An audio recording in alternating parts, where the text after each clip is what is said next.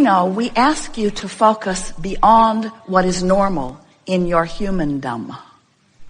But when you do focus beyond what is normal, when you get your eyes on the big picture and you accept that you are source energy here reveling in this powerful moment. Now, how can you be eternally focused and focused here in this powerful moment? Abraham, make up your mind. I'm either eternal or I'm in this body. And we say, when you get it that you are both, when you get it that there is a blending that is taking place, and that in this powerful now, you have the ability to focus the wholeness of who you are into this moment, so that when you're having a conversation with someone, in your complete alignment with the wholeness of who you are then evoking the best from them. In your complete alignment with who you are, you're feeling the best in this moment. Your body is thriving the most in this moment. In other words, you didn't come here to be partially alive. You came here as life to express itself in this moment and in this moment and in this moment, to revel in the beauty of your planet and the beauty of the others with whom you share it. You came to revel in life, not to fix broken things, because as we've just been saying to you, Source does not acknowledge anything is broken, just as always expanding. So we say in simple terms, you can't get it wrong and you never get it done. And the reason you can't get it wrong is because it's never done. So if in this moment it feels sort of wrong, it isn't wrong, it's just not done. And in what feels like wrongness to you, there's a new rightness that's being born. And that rightness is the new expansion that is being born. So as you accept that you are always eternally expanding, then it sort of takes the sting out of standing in a place where the contrast is showing you something that you don't want. And what we want to convince you of today, we are determined to do it. We will give you everything that we and Esther have in order to help you understand that if you can accept that in this moment, right here and now, whatever the moment is, wherever you are, on the elevator, in traffic, making love, moving through your life, in whatever way that you are, in every moment in time, there is this juncture where you meet you. And to the degree that you understand that and want to let the fullness of you be there in that moment, then your new decision, your newfound decision that you will leave here with today will be this: I am source energy in a physical body. And the emotion that I strive for is my manifestation of the juncture of that source and me. You have the ability to be fully focused in any moment. You can be fully alive or you can pinch yourself off. And to the degree that you focus upon good feeling things, you train yourself into that full aliveness. And then a wonderful thing happens. A wonderful acknowledgement occurs to you. And that acknowledgement is, you no longer have to demand of others that they behave or perform in specific ways in order to make your life better. You give up the impossibility of trying to control the uncontrollable, and you begin at once to control the only thing that really is controllable and the only thing that matters, and that is your own personal, in this moment, manifestation of an emotion that feels good to you. You can do that, and you can do it now. We'll give you the benefit of the doubt, however, and say you can do it, and you can do it within 10 minutes. You can bring yourself into alignment within 10 minutes every time. And when you show yourself that, then you're finally free. You're free of everything that ever bound you. Everything that has ever felt binding to you has always and only ever been that one thing.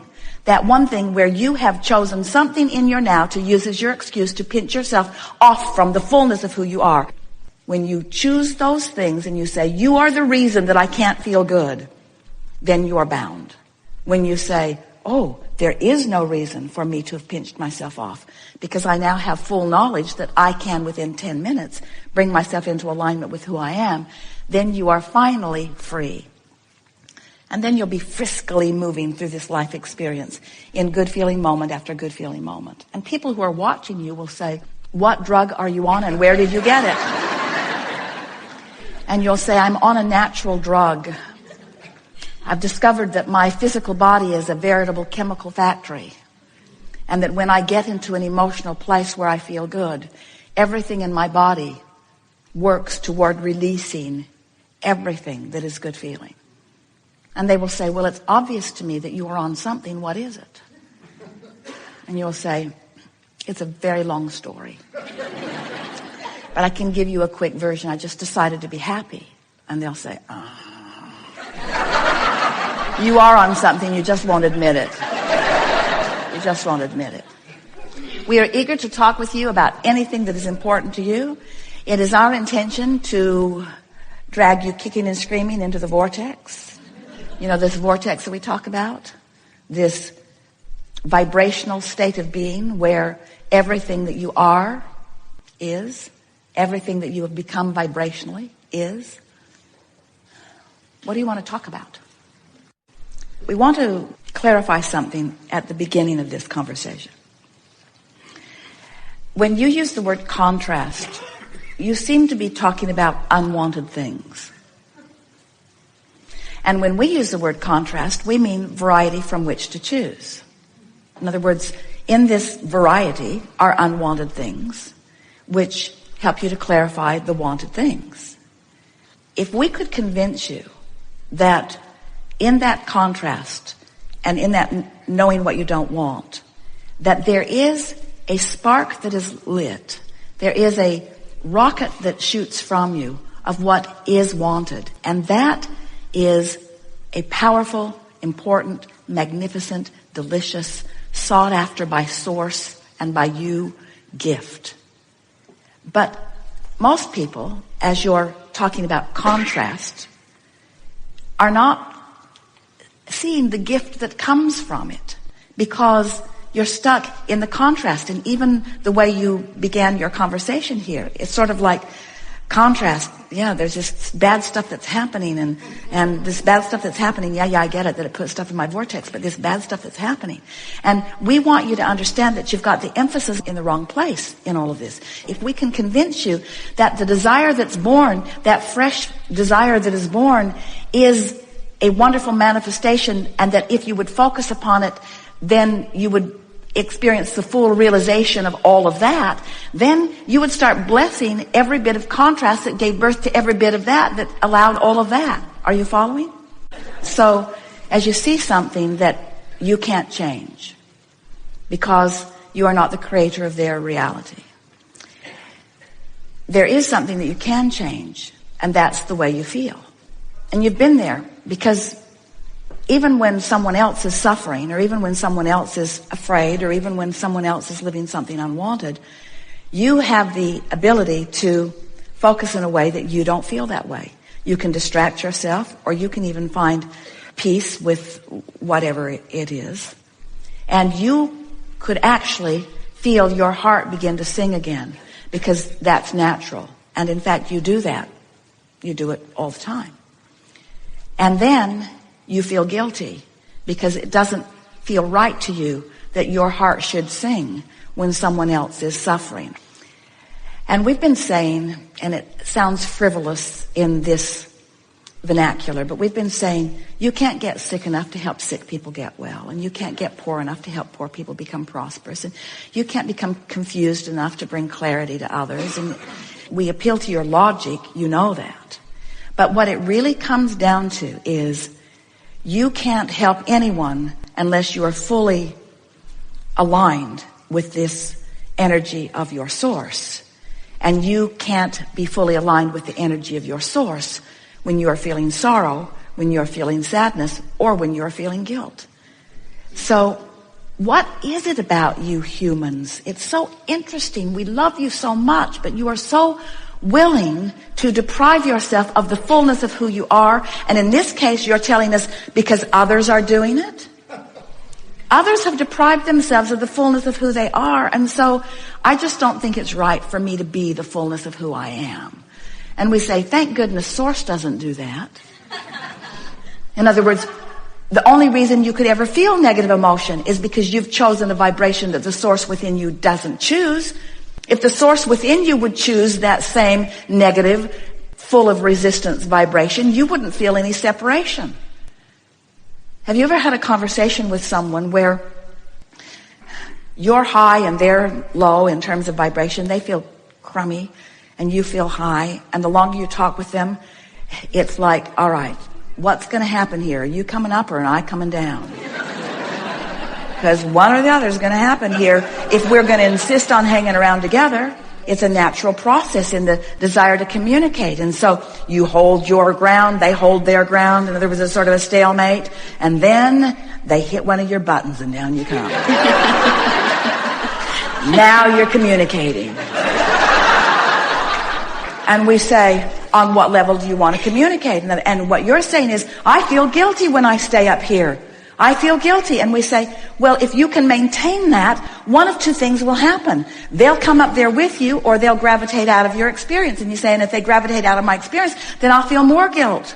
And we say, you gotta get your act together. You gotta decide who you are. Who are you? Are you source energy in a physical body? Are you? Are you source energy in a physical body? Then why would you put up with these emotions that don't feel like that? And we say you do it out of practice, you do it out of habit, you do it because most of it you can stand. In other words, you can stand most negative emotions because they don't take you to your knees. Most negative emotion is tolerable. You're used to feeling ornery, and you're used to feeling overwhelmed, and you're used to being angry. You're just used to it, and so you put up with it. And so you hang around in those vibrations, even though it's a huge deprivation of who you are, because you could be soaring, and you could be floating, and you could be laughing, and you could be feeling joy. You could be and should be feeling all of those wonderful things. And why for a moment you put up with any of that other stuff? It's only because you've been trained with a lot of others who have been putting up with that other stuff. Until finally you come to a place sometimes where there's really something that you care about that you can't control through any behavior. And you've got no choice, if it is your desire to feel good, other than to find a way of feeling good anyway. And when you do, you turn a vibrational corner where you finally find alignment with who you really are. And then everything that doesn't match that has to fall away from your experience, you see. Every conversation that you have comes on the heels of what you're doing emotionally. It's just a fact. And when you make your emotion your primary manifestational goal, then you've got it. Then you've got a handle on everything. Practice it. Make a decision that you're going to shift emotion about something and find a way to shift the emotion, and then watch the series of events that take place. I want to show you how the vortex is the holder of all things that you want, but the vortex is the holder of the vibrational equivalent of them, and they still are going to flesh out for you in specifics. And if you could stop being so concerned about the specifics fleshing out to which you would then have an emotional response, and start focusing upon the emotional response that you have control over now, then you will begin to see how the fleshing out occurs after you achieve the emotional response. We've been saying vortex first, then manifestation. Now we're saying to you, manifestation of emotion first, and then more detailed manifestations following that. What we're showing you is how worlds are created. We're showing you how you are the creator of your own reality. We're showing you how to find the basis of your vibration from which everything else will follow. But if you start not at the basis, if you start out there in the specifics and you don't have control over the specifics, and you don't, then you'd never get what you want. You just complain about contrast your whole life. We've enjoyed this interaction immensely. It really has been co-creating of its best.